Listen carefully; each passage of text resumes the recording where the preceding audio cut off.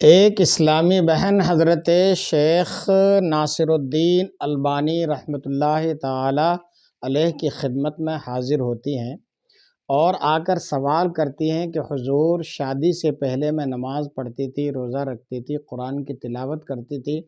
دوسری عبادتیں بھی کرتی تھی، تو مجھے عبادتوں میں بہت حلاوت اور مٹھاس محسوس ہوتی تھی، عبادت میں میرا دل لگتا تھا۔ جب سے شادی ہوئی ہے، شادی کے بعد قرآن کی تلاوت، نماز اور دیگر عبادتوں میں میرا دل نہیں لگتا، اور وہ جو میں لذت اور حلاوت اور مٹھاس اپنی عبادتوں میں پاتی تھی، وہ مٹھاس اور لذت اور حلاوت مجھے اب حاصل نہیں ہو پاتی۔ حضرت شیخ محترم نے جب یہ سنا، حضرت شیخ ناصر الدین البانی رحمۃ اللہ تعالی علیہ نے کہا کہ بہن، یہ بتاؤ، کیا آپ سے اپنے شوہر کے حقوق کی ادائیگی میں کوئی کمی تو نہیں ہو پا رہی؟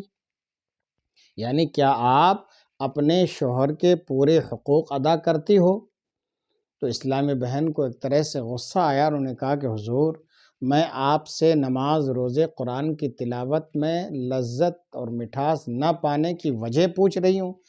آپ مجھ سے اپنے شوہر کے حقوق کے بارے میں پوچھ رہے ہیں؟ تو حضرت شیخ ناصر الدین البانی رحمۃ اللہ تعالی علیہ نے فرمایا اور کہا کہ حدیث پاک میں آیا ہے، اللہ کے رسول صلی اللہ تعالی علیہ وسلم کے فرمان کا لب لباب اور خلاصہ یہ ہے کہ بعض دفعہ عورتوں کو اپنی عبادتوں میں وہ لذت اور حلاوت اور مٹھاس اس لیے بھی حاصل نہیں ہو پاتی کہ وہ اپنے شوہروں کے حقوق کی صحیح طریقے سے ادائیگی نہیں کر پاتی ہیں۔ چنانچہ الترغیب کی حدیث پاک ہے اور حدیث نمبر 1939 ہے، اللہ کے رسول صلی اللہ تعالی علیہ وآلہ وسلم ارشاد فرماتے ہیں، وَلَا تَجِدُ الْمَرْأَةُ حَلَاوَةَ الْإِيمَانِ حَتَّى تُؤَدِّي حَقَّ زَوْجِهَا، کہ عورت اس وقت تک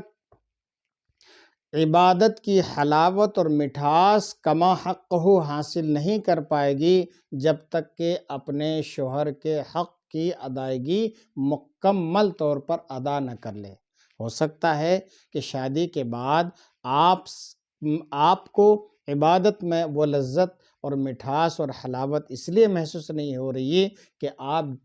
اپنے شوہر